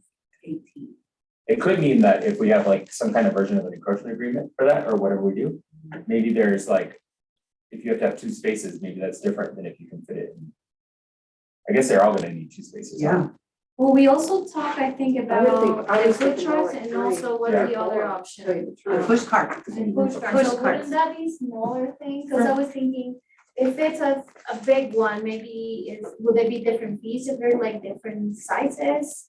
You know, like, if we're talking about 4 spaces, for example, okay, what size of spaces, whether it's like 2 little ones? Cause there's also like definition for stand. And I didn't really understand what, if that was, I understand now that it's just stuff that you collected around, but there's also like. It would, I think mobile food truck, truck is Push itself. cards and stand, if a stand will be something that we consider as well, because then it will be a lot smaller. we have problems with that on special events downtown when we do food and citizens party, but Next up. I have a few thoughts. So if you look at the code right now, a vendor is any food truck operator. If you're selling food, you're a vendor under the code. A stand is any newsstand, table, bench, booth, rack, hand cart, push cart, or any other fixture or device which is not required to be licensed and registered by the DMV. So basically, stand encompasses everything except for food trucks. Why have we not considered, and I'm really asking you, adding food truck to the definition of stand and keeping with the existing restrictions that are in section 9116 of the code? There's not enough restrictions. That's There's what I was not, gonna ask. there's pretty little governing control. One big it's issue just- is the nonprofit thing. That's, And can I say, so I would like, my idea is to separate the stand and push cart, because for me, a push cart is the elote man, the little guy who rides his bike and he's got the little cart. That is a push cart in my brain. Unhooked it. It's Like the got hot two dog wheels stand but no used to have. motor. What really makes a difference to me is the amount of food prep going on. You know, because the amount of food prep at any push cart is gonna be relatively limited compared to a food Right. truck where you're cooking, you're slicing, Right. you're combining ingredients, you need a full 3-compartment sink probably. Right. You know, that seems like the difference to me, Sure. you know? Well, yeah, but I just thought push cart was different for me than stand, because Yeah. stand for me is like a stationary thing. Oh, I hear you saying. And push cart to me has got like wheels and. there's Well, like- and we have that But this concern thing about nonprofits not requiring any kind of regulation. Okay, so it sounds like you like the definition of stand. If you take vendor, a person including blah, blah, blah, and take out or motor vehicle. And take out motor vehicle on the second page, all at once. Then you would just have to create a new And then create Yeah. a motor vehicle food truck, article. Yeah, yes. and it's Yeah. a So- separate license aside from a vendor and solicitor Yeah. license. And then the stand and the vendor, do they just get a vendor's license? Oh, I've never licensed a stand. I've never Okay, been asked to or a do that. vendor? A vendor's license, say the question one more time? Do you ever issue a vendor's Mhm. license? For what? Food trucks, 'Cause Okay, right but now that's now what we're they gonna, have. so So this- if we take that out of vendor, right? then food trucks is still licensed as a food truck, but it has its own. I see now, a vendor doesn't get its own license, it gets a general business license, but it just has these extra restrictions that are in the code. Right. So you still want regular, I don't want, I'm I just, saying- I know, I'm it was saying- really hard I'm to saying try use to like, regulate the you trucks all. that were coming. not a separate food truck license, just similar restrictions in place here. Exactly. And still you just need Yes. general business, we're not adding an extra Yes. license, but there's extra restrictions like we do for a vendor with a stand. Exactly. So you take out all the motor stuff on vendor, they still have to, all of them have to get a business license. Yes. So, and then we create the food truck. Okay. And then the restrictions, which you sound like you want length. I'm thinking it takes 4, when you think of the one food truck, the barbecue one, that was a nice food truck. I mean, you have to admit, it was nice, it was a nice setup and stuff. Do you really see them that much bigger? Kent might know. I mean, do you remember Bigger than seeing what? the barbecue one?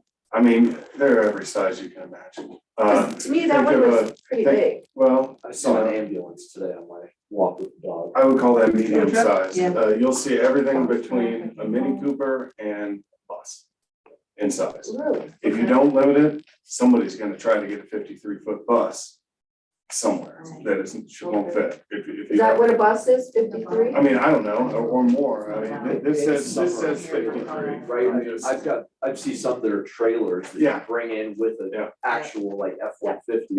And think like smoker trailers, like a big thing that basically a mobile smokehouse. That's a food He's truck, got those too. you know? Yeah, they'll be that big. We If had you a, don't limit it, someone will try. Okay, so maybe you just say limited to four parking spots. I mean, how big is, I if it's mean, on public, yeah, I'm thinking along Colorado Boulevard down there where you're saying they're asking for them the most for, oh, they're lengthwise, they're not, I'm thinking pull in. We could make a map of like potential locations, maybe where we think it's safe. Well, I think it's something you'd want to talk to the police chief about. That would create a limitation on how many you could have operating too. That's the thing, and do we want a variety? I mean, what is our intention with it too? Do we want to have a variety of people? Do we just want, oh, there's only one for this whole time? Because the other thing is the permitting time also. This one was saying, 1 year. Do we want to do it seasonal, or do we want to do it, they can choose how many weeks? Every day, one, I wanna Well, have it one could day. be different too for private property and public, like those spaces could be, like you said, come as first come, first served, and then if it's a really simple matter to get a license for the day. I think on private property, having permission from the property owner, and it's not taken away from their Parking minimum. parking minimum to run their business. But so for private property, for me, I just think of somebody's house and they wanna have a food truck in their driveway. See, I'm Things thinking like more that. But it's not a non-residential. Yeah, I was, Right. yeah, Argo or Ballfield. That's where I was thinking, there's more of those. I guess I wasn't thinking someone's They driving. want to have them at, they really would like to have them at the rec district too, but the problem with the rec center building is that it really does impede access to the building if they put it in the roundabout. Fire. And if they put it in the parking spaces that they own, that means that they're not meeting their parking requirements, which they already don't meet. So it's challenging. That nonprofit issue, the practice of the city has been that we just don't charge them for a business license. But the code actually doesn't allow that. It says you cannot, they do not need a business license. So that's one distinction, because I think that some of the nonprofit food trucks are really cool and they do really good things. But we really, that's the way that we have a trigger for health department. So I don't know if that's important or not, but I think that we should really consider whether or not you want to make sure that every business operating has it, and they're not all free either. Some of them do accept payment. Well, I think for them to get their If business license, they have to go through the Nonprofits inspection don't for a have to. food truck. No, then Nonprofits that don't shouldn't have be to. the case. No, Anybody oh, selling I'm food talking should the have a general license. food truck. Yeah. I'm not talking the nonprofit one. Right, Yes. and that's what I'm saying is like the nonprofits, if all we did was say, and I don't know what the actual, if this works from legal perspective, but if they're required to get a business license, but we can waive the fee for the license, then at least they're still going through that process and we have an idea. That makes sense. I think. So you Yeah. want them to have to get inspected? I think it would be good. If they're serving food to the public and they're advertising it, and then especially if they're charging for it, they should have to be inspected. So they still have to get the license and you waive the fee? Yeah, and then it's a simple issue, and then Wonder can just handle it like everybody else. Yeah. Cause then it says on the business license application also, all food service must provide, you know, the health license, and fire always inspects anyways for clearance and. Okay, so it sounds like we've tackled being able to allow them to take up how many parking spots. Like I said, probably talking to the police chief, looking at how much space they might want on the side in case they have to. And maybe specifically. Signage maybe was where the other sidewalk is thing. Wider. You know, maybe the signage has to be those sandwich boards. And they can't impede on The 4 foot traffic ADA. and, I like that over here it said that no signage anywhere besides, I assume, on their own within, stand or the own vehicle. I think that's better. Yeah. I mean, you know, I guess my nation's supposed to wear it, I don't know. Like, True. then just And you know it's a invading food truck. public space, yeah. right? Well, I don't know if I know the ambulance was a food truck. Yeah, the ambulance actually had a sign on the ground against a tree this morning, but I think they're new in the neighborhood. It's a coffee. Did you get ambulance. anything? No, It's a ambulance, because they didn't have a copy yet. no, it's interesting. I mean, I guess I'm trying to think, did I see signage on some of these places? I mean, lights and all that stuff, what do you mean they wanna put? Strobe lights Digital or like signboards. spotlights that are going like this, just think attention drawing. One of those fan guy things. Right. The signage consideration though, a lot of times signs are used as menus. Yeah, menu boards. So, That's why I said the sandwich boars. so you maybe would within- distinguish between like an advertising sign and something that's a menu or. menu board. Right. I consider a restaurant here. And I would say to no to lights and stuff because of traffic. Mhm. You know, all of a sudden you get blinded by a light. Ramped up like it is. Those things that wobble around, you always see them on a sidewalk when you're in Denver, people.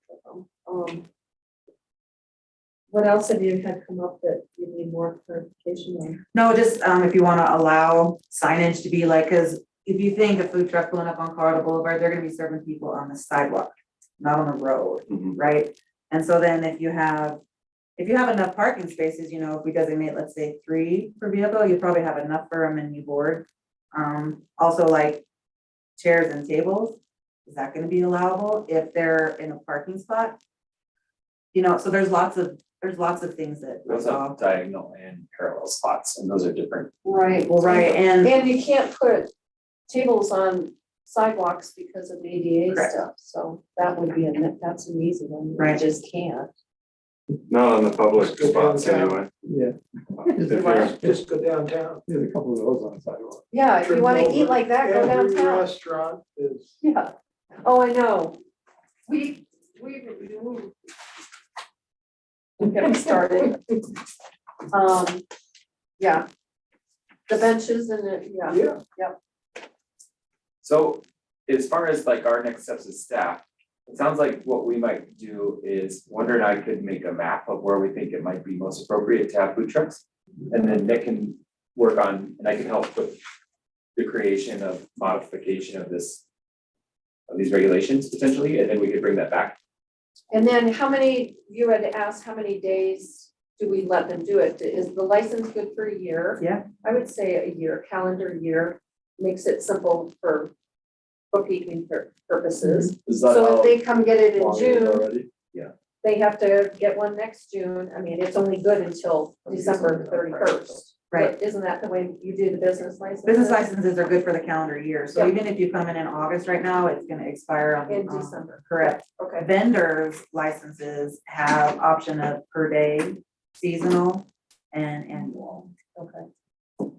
And is that the same license that we'll be getting? No, We'll no. all get it from, It'll be a business, no, it'll be and now we get. under the definition. You're right. But that might be if you wanted to allow per day, like if somebody wanted to come try per day, you'd have a How much different is the fee, business license? $75. Oh. We this- charge way too cheap for this. Would this cover like a peach stand or a produce stand, do you think? No, that's still under That's stand. stand. That's different, and that would be a That is vendor. something else that maybe That's you a want to talk vendor. about really quickly, is that, would you let, if we had these spaces for food trucks, would you allow a produce stand to operate? Because we do get questions about that too, like in peach season and so forth. Well, I go back to like differentiating them by whether they're a car or not, like whether it's the DMV sees them as a vehicle or not. Makes sense for like parking and stuff, but as far as activities they're allowed to do and food service, health inspections, makes sense to me of, are they preparing food? Is the peach stand selling you whole baskets of whole peaches, or are they slicing it and selling you a peach and ice cream? Yeah. But I- Those are real different. I think having the concept, for example, that is out on 4 spots, but for that week, assuming. Let me go back a little. So clarification, people, I can have a food truck and I get a license and I wait for a whole year for my food truck.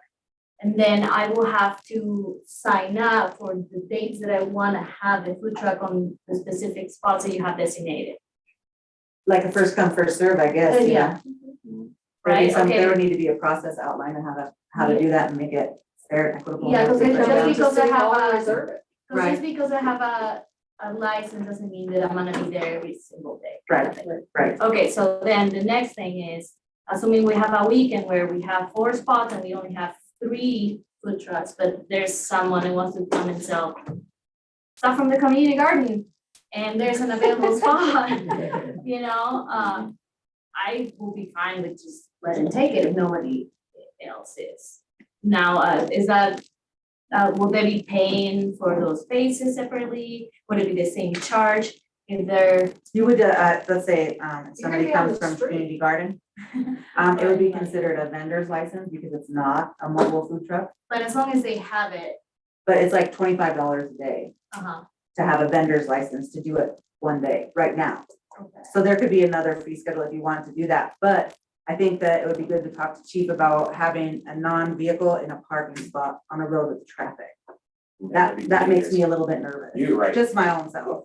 That might be better on That's why I Friday. said it's on the road. You don't want to put it on the road. That's where I think Well, I those mean, should most go food to a stands are private on the road, property. on the side of the road, you know? Well, King Supers has a space to do that, and they've already done that in the past too. Done what? Like had stands, and some of the other East End businesses have done that as well. And we could do that downtown with the current way it's set up. So maybe it's really a moot point. I think you go into the business and they want to let you put your stand out there, because I think doing them from the garden would be great. I'd be down there. Well, buying- those like I didn't know completely out of the blue thing, but I'm just thinking, like, those, I mean, if there is a push cart or a stand that is like, oh, I'll sit up next to this guy, you know, they have people coming to there, I think it would be a good spot for them to try to make some sales. Obviously, assuming they're not like they're not displaying in a way that you have to walk on the street, on the road, you know, like, right, you'll have to smart about it, I guess. I don't know. I'm assuming also that the food truck will be facing Sidewalk. the sidewalk, so the stand will have to do something. Right. Yeah, but then you get a car coming by and slams into you and you're gone. No, because you're standing on the sidewalk, everything's facing the sidewalk. That's what she said. No, the stand's in the parking spot. Yeah, it wouldn't. So the back of your stand, you're gonna You feel get, like Oh, because you wouldn't have a you was in there, structure, not you'll you. be more. yes. Your body would be close to the road if you're Yeah. behind the stand. That's just Yeah, how I'm I just envisioning think it, yeah, I mean, look at There's the, probably better places for a food stand. in someone's parking lot. And we do have like Go, what's it called, Go Farm or whatever, they wanted to do a shipping container. Which would be potentially like a food truck, I think. Yeah. Maybe it's not DOT, I Yeah. guess. But it's not mobile, yeah. Yeah, it wouldn't be a Oh, food yeah, truck because it doesn't have if wheels. it needs to be certified by the DOT. But you could in theory have a food truck that is a produce vendor. Or something, Sure. yeah, or you could just use another area of the city for that if we choose to allow it. Well, if you have to register the trailer with the DMV, Yeah. then it would be a food truck. Right. Okay, So your other question was if they use it once a year or that That was doesn't just an matter. example of some regs I found, and I think that's more for places who have food truck areas. Stationary. Yeah, and people will go like, oh, I want the license and then not operate. And they're like, no, because you got 30 people waiting who want to take a spot. Right. So they made a regulation that if you don't operate at least one time within 30 days, that your license is just done. I thought that was interesting. That's why I put in, there was interesting things that I've never even And thought about. that's those more stationary. Right, If you have, which would be cool if we had a really designated, well, the sports complex Right. is gonna have it. Yeah. Are I've been to one where licenses linked to spots? Is that what the No. direction? No, so just if you have a license, you can it's operate. first come, first, yeah, in these designated Yes, yes, areas, yeah. yeah. As long as you sign up. I guess, yeah, otherwise we'll be like, no, I got there first, no, I didn't. Yeah, no, they have to register, Reservations. they have to reserve it through. are you okay with that? And you could even potentially do it with email maybe. oh, yeah. Oh, yeah. hopefully. I hope so. Well, what we don't wanna do is create a bunch of work and not like come up with an idea of how Right. somebody has time to do that work. Right, It probably is easier than what you're dealing with now when they come in and having to fight with all of them. yeah. It's important to the process then. Here mentions also a sanitary facility, so maybe that will be part of the decision of where's a better spot for Correct. that. Because I think that's a thing. For, I don't know. I Yeah, think trash They cleanup, created all one. those things that are logical should all be. put Yeah, in Public there. Works had weigh in on that, just to make sure, you know, no trash accumulated. Good point.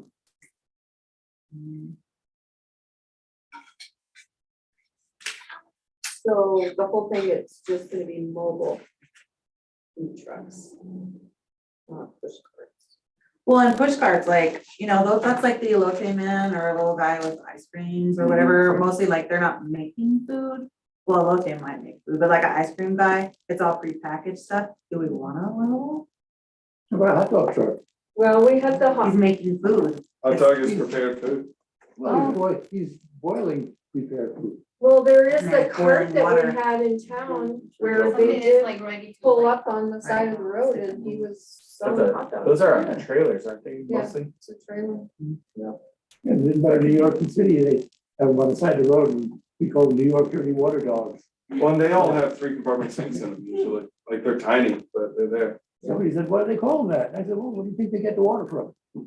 So they have gray water and stuff then. Usually required, I mean, and you gotta, I mean, how are they washing their tongs? Right, You know, I mean, that type of thing. I mean, they're preparing food on Right. site, even if it's just putting a hot dog in a bun. right. If you're not handing it to somebody in the package that Right. it was made in some place.